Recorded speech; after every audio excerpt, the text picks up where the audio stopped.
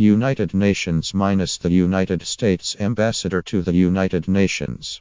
Nikki Haley has often been the first, most outspoken member of the Trump administration to weigh in on key foreign policy issues, on everything from military strikes on Syria to sanctions against Russia, and how to approach human rights.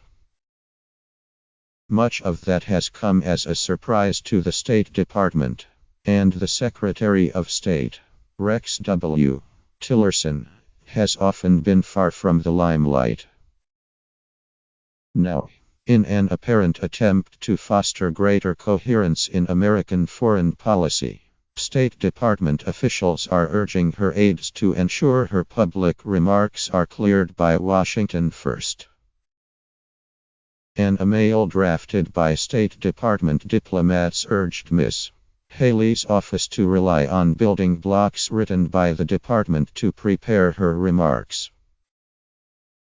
Her comments should be cleared with Washington if they are substantively different from the building blocks, or if they are on a high-profile issue such as Syria, Iran, Israel-Palestine, or the DPRK, added the email, the text of which was seen by The Times.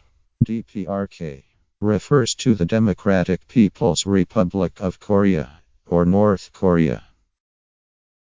The State Department and the United States mission at the United Nations did not respond to requests for comment. The request underlines the vastly contrasting styles of the Trump administration's two top diplomats, Ms. Haley and Mr. Tillerson, who will appear together the first time on Friday at a United Nations Security Council meeting devoted to North Korea. It will be Mr.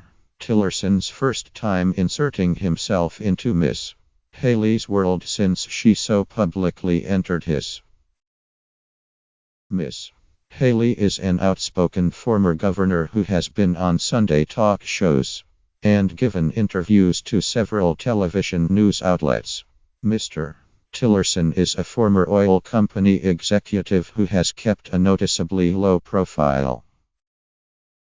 The contrast was on sharp display when Ms. Haley chaperoned the 14 members of the Security Council on a visit to the White House on Monday. Neither Mr. Tillerson nor any of his aides were present, with a spokesman explaining that his schedule did not enable him to participate. Mr. Tillerson has skipped meetings with world leaders at the White House too, though he continues to spend considerable time with President Trump. His defenders say that Mr. Tillerson is confident of the president's support and that Mr. Tillerson does not believe he needs to appear in front of reporters or TV cameras to confirm his place as the nation's chief diplomat. Any notion that there's some kind of competition between Haley and Tillerson is laughable, said James J. Carafano, a Heritage Foundation fellow and a member of the Trump transition team. He's filling a role and is comfortable in that role, and I don't think Tillerson feels threatened by that. Ms. Haley has by no means replaced Mr. Tillerson as the administration's preferred voice on foreign affairs, according to a top White House aide who spoke on the condition of anonymity, of the sensitivity of the subject. Indeed, some in the White House see her as seeking a bit too much attention as the administration formulates its foreign policy, the official said, noting that it is not seen as a problem that needs an immediate solution. The White House is riven by feuds, with various cabinet members vying for prominence, and while Mr. Trump has a business-centric reverence for Mr. Tillerson, he is said to like Ms. Haley. There was a hint of tension on Monday during the White House lunch for the Security Council diplomats. Now, does everybody like Nikki? The president asked his lunch guests. Because if you don't, otherwise, She can easily be replaced. The guests laughed a little. No, we won't do that, I promise, the president said. We won't do that. She's doing a fantastic job. That evening came praise from the president's daughter Ivanka. On Twitter, she posted a photograph of Miss Haley surrounded by the Security Council diplomats and wrote, "The world is in good hands under her leadership." Miss Haley retweeted it. While Miss Haley is a cabinet-level official and within the State Department's hierarchy, she would normally have 4 bosses, including an assistant secretary for international organizations who coordinates between New York and Washington.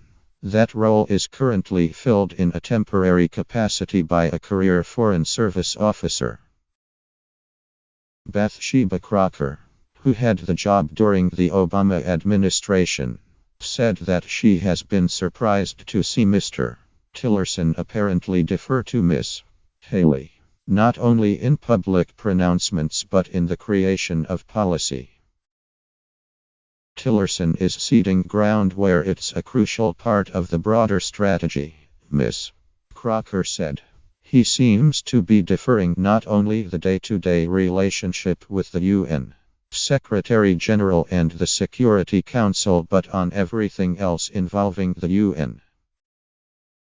The White House visit Monday included a 90-minute lunch with Mr.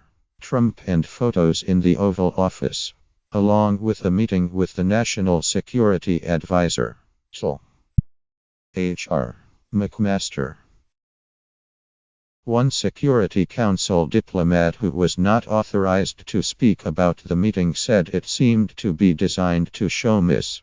Haley's centrality in the administration and her closeness to the president. She had not only taken charge of determining what the administration's posture would be at the United Nations, but expanded her portfolio broadly, the diplomat observed, on a range of foreign policy issues. It was all the more remarkable because during the presidential campaign, Ms. Haley was one of Mr. Trump's most outspoken Republican critics. Friction between the Secretary of State and the United Nations ambassador is routine, particularly when the ambassador is a politician. Thomas Pickering, a United Nations ambassador under President George H.